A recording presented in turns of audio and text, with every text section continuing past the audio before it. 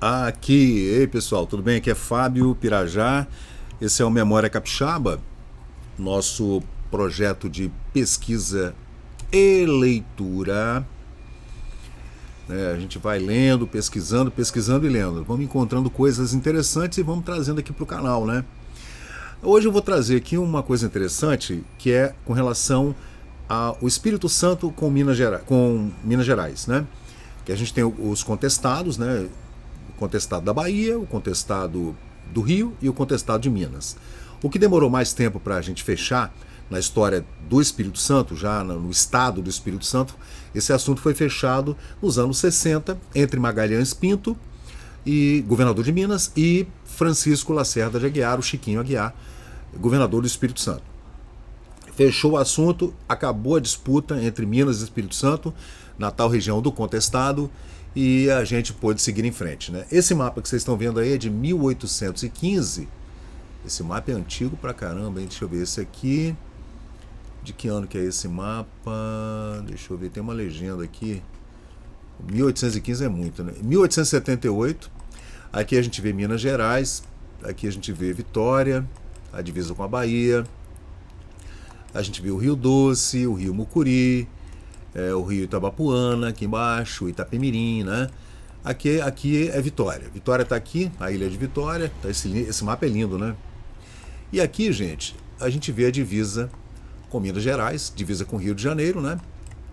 Descendo lá pelo Caparaó, né? Essas montanhas, essas serras que a gente vê aqui, a tal Serra do Campo, Serra da Chibata, antiga Serra da Chibata, famosa, né? A gente estudou muito. Aqui a gente vê o Rio Doce, que desemboca lá na Regência Augusta, e esse imbróglio do Espírito Santo com Minas Gerais, né? Que eu vou trazer. Por que Minas queria tanto uma saída para o mar, né? A capitania de Minas não é uma capitania original. O original é do Espírito Santo. Minas pertencia à capitania do Espírito Santo. A verdade é essa, né? Minas não é uma capitania original. Das 14 capitanias, Minas não é uma capitania original. Ela foi criada depois no ciclo do ouro, né? Quando Minas tornou-se o principal produtor de ouro do Brasil, um dos principais produtores de ouro do mundo, aqueles 20% do ouro saíam para Portugal, o quinto, né?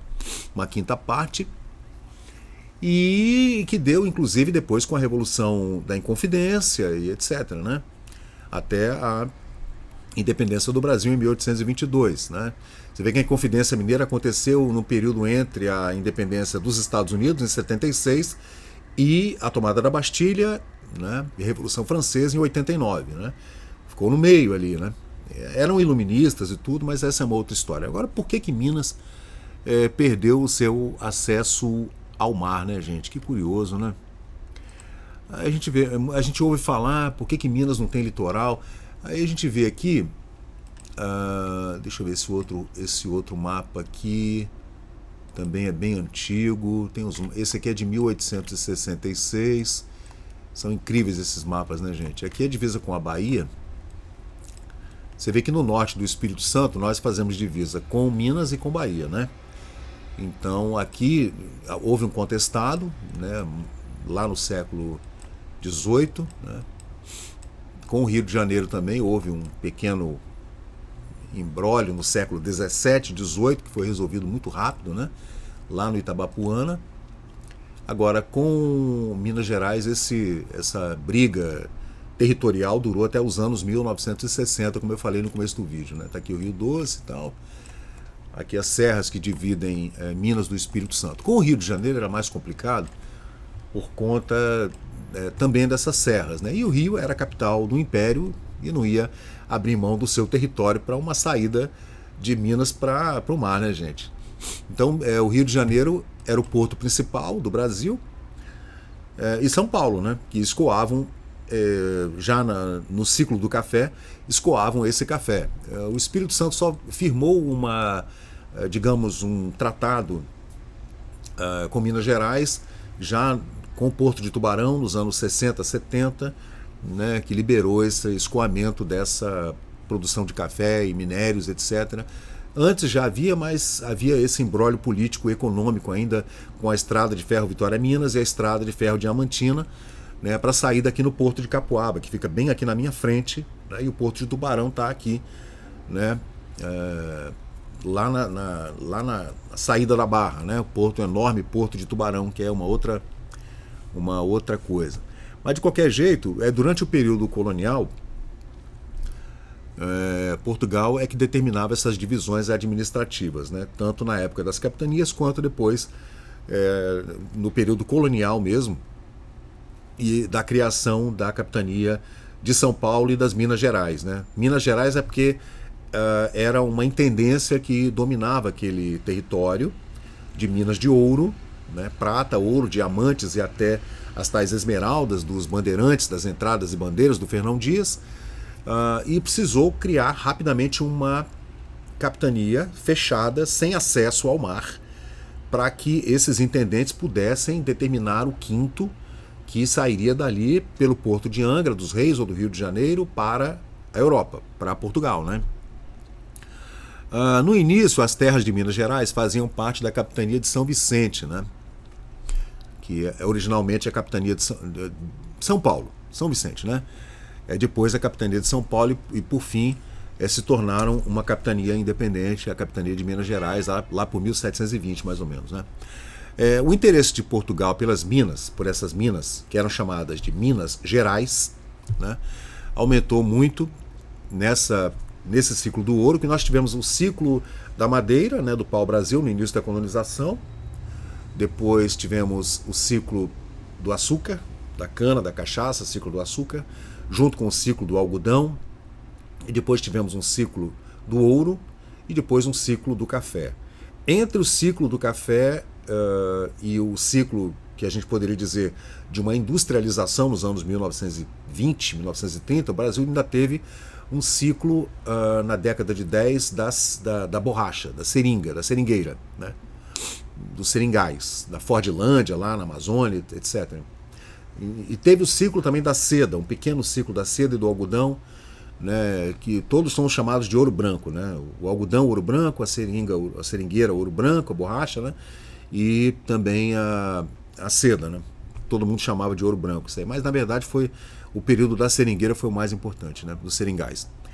E lá no século XVIII, quando foram descobertos vários veios e enormes minas de ouro, né? Portugal falou, opa, para com tudo, vamos fazer uma intendência, vamos criar uma capitania específica para as Minas Gerais, vamos fechar a saída para o mar e vamos determinar para onde que vai sair essa produção de ouro, né?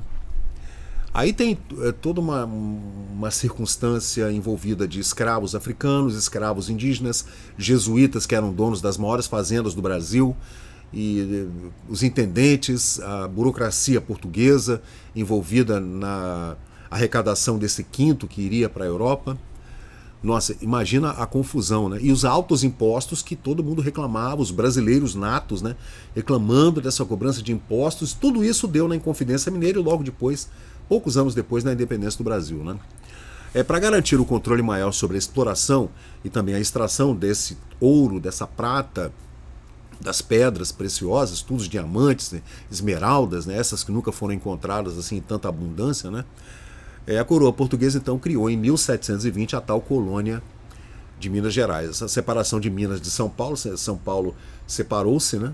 Minas e São Paulo, duas capitanias diferentes, teve um propósito absolutamente estratégico, né?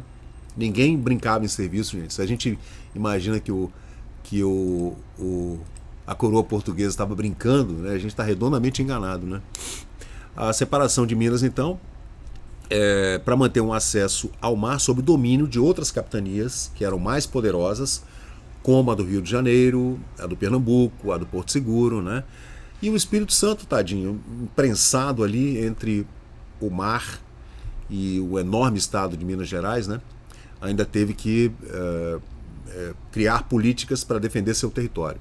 Porque aqui, gente, no norte, a gente vê que parte do Espírito Santo, da Bahia, uma parte grande da Bahia, que fica no norte do Espírito Santo, divisa, né, o sulzinho da Bahia ali, é um corte pequeno que poderia ser uma saída para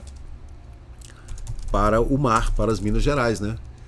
Isso poderia ter sido combinado lá atrás, mas o problema era que Minas pudesse fazer uma exportação direta, né, sem passar pelo crivo da coroa portuguesa, né? Capitania de Minas Gerais. Vamos ver aqui no Pai dos Burros, que é o Google. Antigamente era o dicionário, né? Hoje o Pai dos Burros é o Google, né? Cadê? Aqui, o levante de 1720 e a criação da Capitania das Minas Gerais. Será que dá para ampliar esse mapa aqui? Não, não dá, gente. Mas vamos ver. Ah, tá aqui, ó. Aqui a gente consegue ver nesse mapa, que é um mapa bem coloridinho aqui. Essas são as capitanias hereditárias originais. Você vê que não existe capitania de Minas, né? Você vê que a capitania do Rio, que é de Pedro de Góes, e a capitania de Vasco Fernandes Coutinho, que iam a oeste, que criaram depois a capitania de Minas Gerais, né? Que ela não existia originalmente.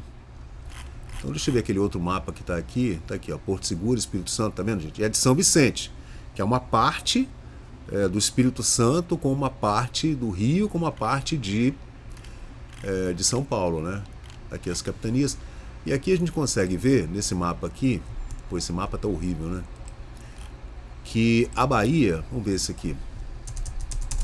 Você vê que o sul da Bahia, tá vendo aqui? O sul da Bahia, se Minas forçasse um pouquinho, talvez tivesse esse litoral aqui, ó, né?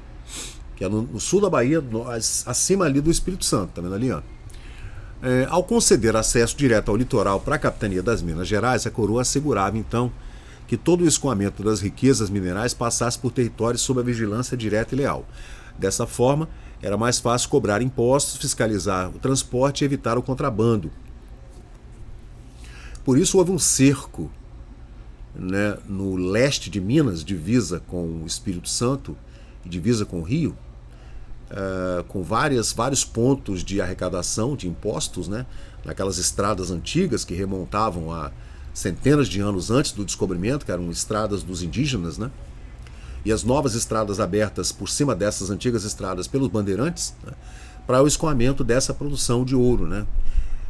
Além disso, a ausência da saída para o mar impedia que Minas estabelecesse rotas comerciais autônomas com outras colônias ou nações. Era um perigo, né, que Minas pudesse, por conta dessa pujança, essa riqueza toda, né, essa economia muito forte, que se tornasse um estado independente da coroa portuguesa. Por isso que deu na Inconfidência, a Inconfidência deu em enforcamento, né?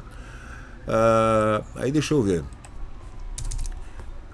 Gente, historicamente, né, tanto a coroa portuguesa quanto os paulistas boicotaram a saída de Minas para o mar. O Rio de Janeiro também, porque havia um enorme porto na cidade do Rio, um enorme porto em Angra dos Reis, poderia se escoar por lá, e também um enorme porto de Santos, né, por onde saía a produção de café, por exemplo, né, lá no século XIX.